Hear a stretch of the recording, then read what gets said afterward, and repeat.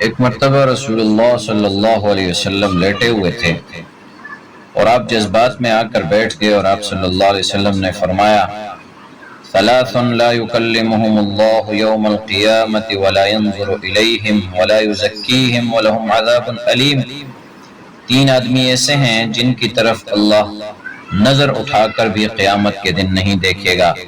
اور نہ ان کے گناہوں کو معاف کرے گا، اور ان کے لیے دردناک عذاب ہے۔ جب آپ صلی اللہ علیہ وسلم نے یہ الفاظ کہے تو حضرت ابو ذر غفاری رضی اللہ تعالیٰ عنہ بیٹھے تھے۔